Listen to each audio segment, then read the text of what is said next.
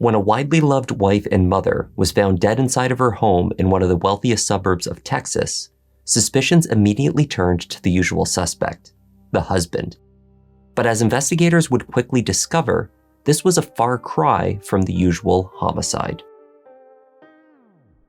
Hi everyone, I'm Kevin and welcome to Just Thought Lounge. At JTL, we deliver serious coverage of the cases that really make you think.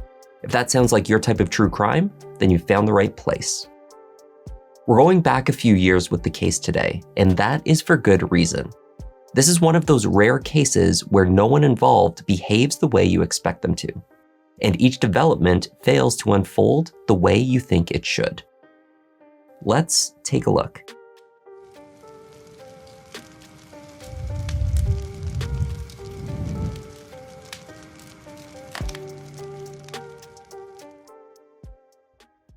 The affluent neighborhood of River Oaks is composed of a few thousand upscale homes in the center of Houston. The Texas oil boom brought a rush of wealth to the suburban enclave. In the 1990s, as it is today, the streets of River Oaks are lined with million-dollar mansions. It was to this neighborhood that the Angletons, Robert or Bob Angleton and his wife Doris, moved after their marriage in 1982. 3 years later, they had their twin girls, Ellie and Nikki. The couple had met at a party for a mutual friend when both of them had been married to other people. Undeterred, the pretty and outgoing socialite Doris, at age 28, was said to have fallen head over heels for the brash, direct, but confident Robert, who was several years her senior. Friends said they were a well-balanced couple. Doris was extremely well-liked and friendly, while Bob was known to have few associations beyond his business acquaintances. Throughout their marriage, Bob had supported the family financially, and he had done very well, though not legitimately. On the surface, Bob held the assets of a legitimate businessman. He owned a tennis club, a golf course, and land in Colorado. Exactly how the unfriendly man had come to acquire such a portfolio was not something openly discussed amongst the social circles in and around Houston. Bob Angleton had made his fortune as a bookmaker. Sport bets alone were thought to pull in tens of millions a year. Taking a percentage off the top of each bet, Bob was estimated to take home roughly $2 million a year, though no one, not even his wife, could be certain of those numbers. Bob conducted an underground operation, and one that was populated with some shady and dangerous characters. By 1997, the twin girls were 12 years old. Although life in River Oaks seemed to be a charmed one for the Angletons, the shine had nonetheless come off of their marriage. Doris had been logging on to AOL chat rooms while Bob was out of town. Her communications led to a romantic affair with a man who claimed to be a stockbroker from New Jersey. By the new year, she was seeking a divorce. In the meantime, the two continued to live together and take care of Ellie and Nikki. That is, until the 16th of April, when Bob came back to the house with the twins following one of their softball games. It was roughly 9:30 p.m. when Bob pulled into the driveway. Noticing that the back door to the house was sitting open and the family dog was nowhere in sight, he phoned 911. This is Laura. Yes, hi. I'm at my residence. Back door is ajar. My wife, to my best knowledge, was home. I'm getting no answer in the house. I have children with me in the car. What do? Okay, just hold on. What's your last name? Angleton, Angleton. My children are sitting here telling me they don't want me to go in the house.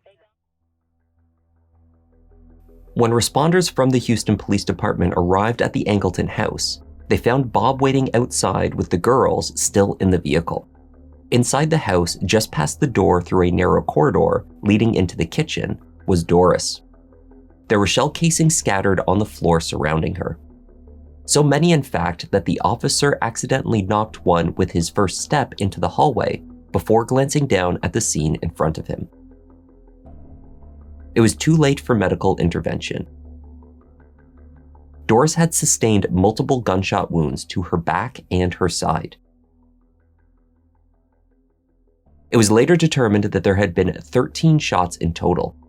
This exceptional number led to the conclusion that the gunman had either paused the attack to reload, or that there were 2 guns involved. And if there were 2 guns, perhaps there had been 2 shooters. Adding to this ambiguity were questions surrounding the ammunition. The bullets used were what detectives called exploding bullets. They did not leave patterns behind to link to the weapon used to fire them, making forensic matches nearly impossible. The house did not appear to have been burgled. Drawers were closed in the kitchen, Doris's extensive jewelry collection left untouched, and ostensibly at this point, nothing appeared to be missing. In addition, the alarm system in the house, complete with internal motion detectors, had not been set off. The conclusion at this early stage of the investigation was that this was a clean kill, or rather, a professional hit job. Someone, or more than one person, had targeted the mother, housewife, and socialite, Doris Angleton. The twins were sent to a friend's home to stay. They were told later by their father of the loss of their mother, but they had otherwise been shielded from the details of what had occurred. Meanwhile, investigators spoke with Bob at the station. As the husband, he was immediately their prime suspect, though he had an airtight alibi for the time of the murder. He coached his daughter's softball team. They asked Bob to outline his movements that day. I left the house, headed for, we have a game scheduled at 7:45. I got to the field, we're doing some batting practice. My wife pulls up, gets out, says she's coming back home to change and she'll be back for the game. Bob explained that after Doris arrived at the field, she decided to return home to change her top, which one of the girls had told her was ugly. Bob had noticed that he had left one of the girls' baseball bats at home. Could she collect the bat from the backyard when she returned? Playing out there, and then she hasn't returned, she's not in the stand, so I called. I didn't get a response, and got the machine, and then I got concerned. Police then asked Bob what he thought happened to Doris. Who would have reason to want her dead? A lot of thoughts going through my mind in the last 30 minutes. I got a few ideas. Okay. At this point, Bob requested that the recording be turned off. He told detectives that he was a bookmaker, a profession that would have been wholly legal in Las Vegas, but was 100% illegal in the state of Texas. And in addition to the shadiness of his profession, he had another bombshell to drop. He was a police informant. Bob Angleton had been providing information about other bookies and betting activities in the city to the Vice Division of the Houston Police for years. His best guess? One of his competitors found out and took revenge. To verify Bob Angleton's story, homicide detectives spoke with the man that was his controller in the Vice Squad, Officer Kevin Templeton.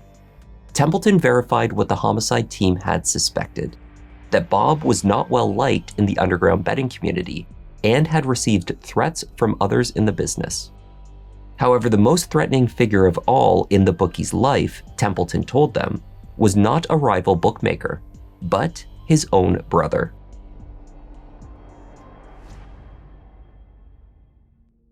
Roger Angleton, 6 years older than Bob, had a somewhat eccentric personality. The two had been previously very close. Before the River Oaks days, the brothers had opened a restaurant together in Florida. When that business venture eventually failed, they both relocated to Texas, where each had varying degrees of success in their respective businesses. Roger went into real estate, while Bob initially started out selling used cars. Their brotherly bond fell apart, according to Templeton, over money. Roger was struggling, and Bob had transitioned into bookmaking, so he hired on his brother. But Roger was not happy with the cut of the money he was receiving. The two fought, and Bob fired his brother. Things went downhill from there. Roger apparently attempted to extort Bob for $200,000. If Bob didn't pay, Roger threatened to go to the police, or worse for Bob, the IRS. Officer Templeton produced a letter ostensibly written by Roger to Bob, threatening him from his new home in San Diego. The letter demanded that a full payment of $200,000 be delivered to Roger by March of that year. If not, Bob would, quote, pay dearly for his refusal. I will hurt you in a way that will be with you for the rest of your life, Roger wrote. The older brother was starting to slide into poor health. He had also reportedly become addicted to painkillers. I have nothing to lose, he wrote to his brother. He wanted his money. Houston PD found that Roger Angleton was due to attend a required court appearance related to some prescription drugs he had stolen on the same day as Doris's murder. He did not show up. Tracking Roger's credit card transactions, they found that he had made multiple trips to Texas in the months leading up to the murder. In fact, he had even signed the lease on a short-term rental apartment in Houston. The day before the murder, they found that Roger had rented 2 vehicles in the city, and a week and a half later, he still hadn't returned them. But they couldn't locate him for questioning, and they had nothing actually placing him inside the house on the day the crime took place. Aside from a single threatening letter, there was no sign of correspondence between the brothers. Roger's apparent disappearance could have been a dead end for the investigation. Fortunately for the Houston PD, Roger Angleton was about to make a few mistakes. Checking into a Dallas airport for a domestic flight under an alias, Roger was offered the chance to hop on an earlier flight if he did not check his luggage, but instead simply brought his briefcase as a carry-on. Here he made a significant blunder. Roger had obviously forgotten what was inside his suitcase. There were 2 handguns, .22 caliber ammunition, which matched that used to murder his sister-in-law, a tape recorder, hair dye, wigs, eyeglasses, and various other accessories to create disguises. When the guns were spotted by security, Roger recognized his error and somehow managed to run from the airport, abandoning his belongings and avoiding capture.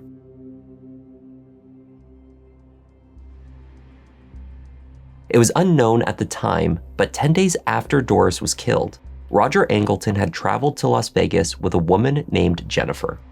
And in Vegas, they wed. It was here that Roger checked into a hotel using what was another of his multiple fake IDs. The ID did not fool the desk clerk at his Vegas hotel. Local police were called out. Roger had a warrant out for his arrest after skipping out on his court appearance in California. He was held in the county jail in Las Vegas under these lesser charges for quite some time. Eventually, the homicide team in Houston found him there. In addition to locating Roger, police obtained and searched through the belongings left in his hotel room. There, they found another suitcase. This one filled with over $62,000 in cash, as well as several notes, including one typewritten page that detailed the gate code, the alarm code, and other information about the Angleton house. These notes essentially provided instructions on how the murder should be committed. One of them read, "Let dog out, wait in kitchen. Subject comes home, hit immediately. If with either girl, leave via back entrance. Leave gate open or leave sign in front of house that it is done." There were monetary amounts listed which appeared to provide a payment schedule. Baked into the cost of the arrangement were the steps to be taken afterwards. One note read, "I will point police to you to take blame," followed by instructions on how to respond in a police interview. And on one of the paper money wrappers holding the thousands in cash was Bob Angleton's fingerprint. The police also found a microcassette tape recording inside the hotel room. On the tape, 2 men discuss how to disarm an alarm system. The men refer to the same numerical code that is used to disarm the Angleton home. They discuss various hypothetical situations in which a woman, who is at one point referred to by one of the men as Doris, comes to the house. although it should be noted here that the audio quality of the recording is so poor that much of the conversation is inaudible. What can be heard, however, are potentially damning statements. They discuss ways to kill her. The first gunshot, the one voice says, has to be on the money.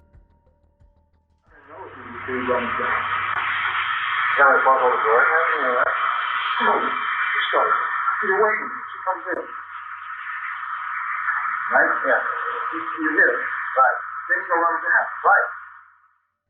At one point, the conversation turns to whether the victim's expensive engagement ring should be stolen from her finger. There is also concern expressed from the second voice, the one offering instructions, regarding how to treat the family dog.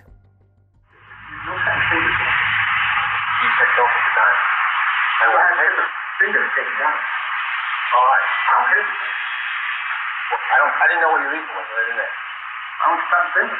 No, I wasn't done. It doesn't slide right off. I'm going to clip. Go back right and go to the door. I thought you decided not to understand. I thought you decided just to put it in a little cage.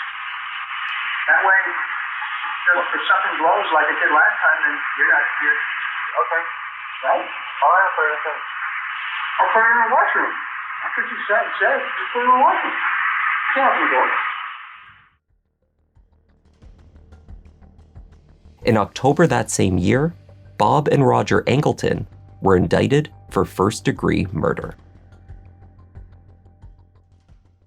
Investigators clearly believed that Bob Angleton was the second voice on the tape alongside his brother Roger, and that he had commissioned his wife's murder. They posited that Bob's easygoing behavior surrounding the pending divorce was just an act. If it was, it had been a good one. On April 11th, for Doris's 46th birthday, Bob had thrown her a large party, at which friends remarked that the couple had gotten on so well together that they assumed the couple had reconciled and the divorce called off. 5 days later, Doris was killed. Houston Homicide deduced that Bob feared that the divorce proceedings would uncover his shady finances and leave him open to the IRS. So, he wanted her dead. But first, he tried to prevent the split. Bob sent Doris flowers. He left long romantic notes under her windshield and offered lavish vacations together. He also offered her more space, weekends to herself, and not questioning her movements. But with this newfound freedom from her previously controlling husband, Doris met with the stockbroker boyfriend she had met online and planned her new life. Bob's efforts failed, and in February 1997, Doris filed for divorce. At that time, Bob quickly agreed to Doris's request to split the money in his safe deposit boxes, located at 6 Houston banks. There was $3 million in the boxes, and Doris got half. Law enforcement would find out much later that there were numerous other boxes that Doris was unaware of. Yet.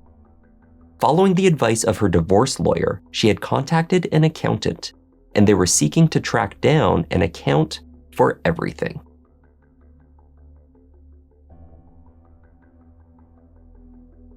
Roger Angleton had been battling heart disease while in custody in Las Vegas. He underwent surgery after a heart attack and was still in poor health months later when he faced the murder charge. During this period, he spoke extensively in confidence with a crime writer named Vanessa Leet. The conversations ran for hours and included information about the plot to kill Doris. But Roger spoke under the condition that Leggett was not to publish any of the information until after both trials had concluded. Leggett agreed. She made hours of recordings and boxes of notes about the case, and stowed them away.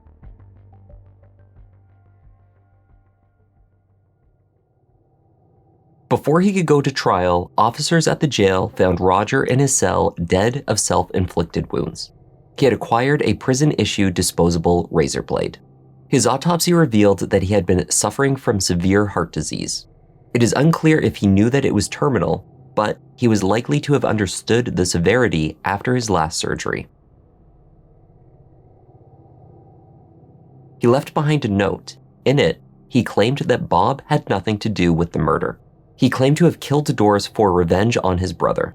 He had staged everything else. Robert Angleton was innocent.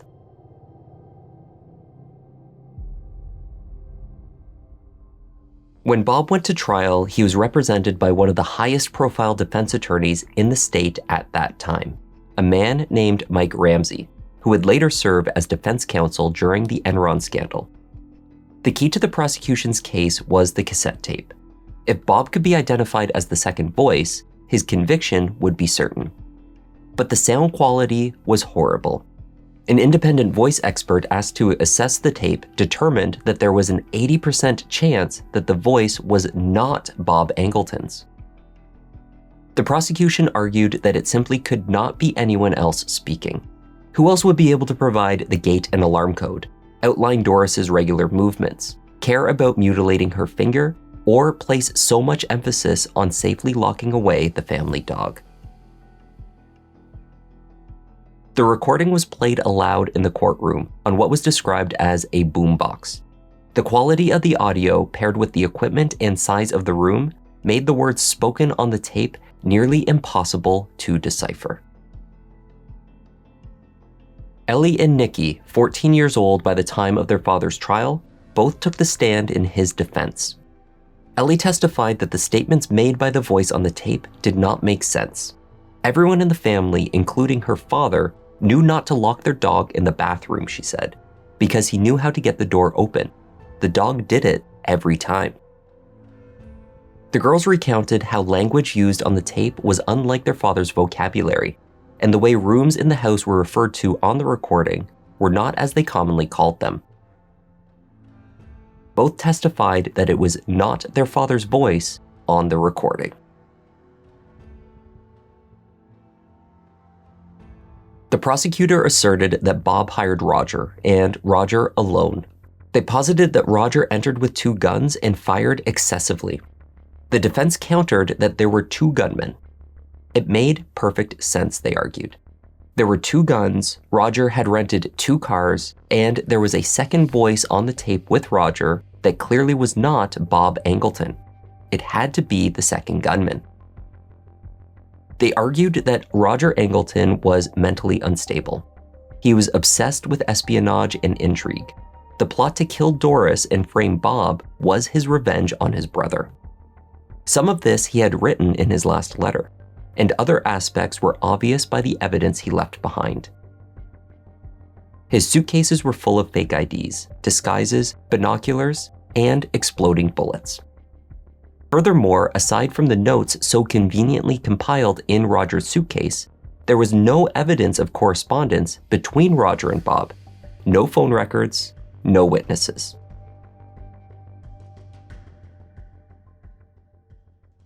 The trial lasted 8 days. After 4 days of deliberations, they returned a unanimous verdict: not guilty.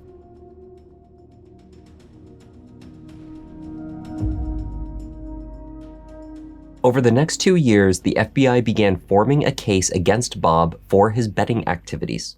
They suspected, accurately, that he would pick up right where he had left off.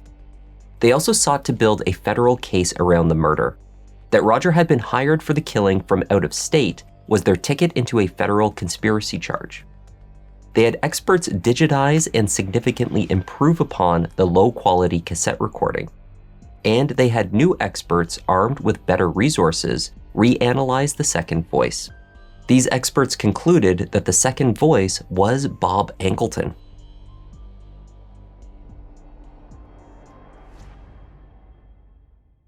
Federal agents also became aware of Roger's conversations with crime writer Vanessa Leet, and they wanted the information that she had. They subpoenaed all of her recordings and notes from interviews with Roger and other witnesses. Leet refused to hand any of her materials over or reveal her sources. Vanessa Leet spent 6 months in prison before she was finally released. The longest period of time a journalist had been imprisoned for failure to turn over sources and materials at that time. She never provided anything to the FBI. Despite the FBI's failure to obtain the journalist's potential evidence, they nonetheless managed to indict Bob Angleton once again. This time for conspiracy, tax evasion, and a firearms charge. After seizing roughly $3.2 million from Bob's various safe deposit boxes, the federal authorities were confident that they had located his ill-gotten gains. He was granted bond and sent home to await yet another trial. But Bob had been making plans. Anticipating more charges to come, he had taken a note from Roger's book and made a fake ID. Using his fake passport with funds that he had kept hidden from authorities, Bob jumped bail and boarded a plane to Europe. Just like his brother, however, Bob was not nearly as clever as he thought he was. Passport control in the Netherlands promptly flagged his fake passport. He was detained in the country, awaiting extradition. Eventually, they did send Bob Angleton back to the United States, but the Dutch courts ruled that he could not be tried for murder a second time under double jeopardy laws. His conditional extradition forbade him from standing trial a second time for the same murder, at least until he had completed any sentence served for his other crimes. In September 2004, Bob was found guilty for withholding taxes on $1.4 million that he had made between the time of his acquittal and his second arrest. He was also charged for using the fraudulent passport.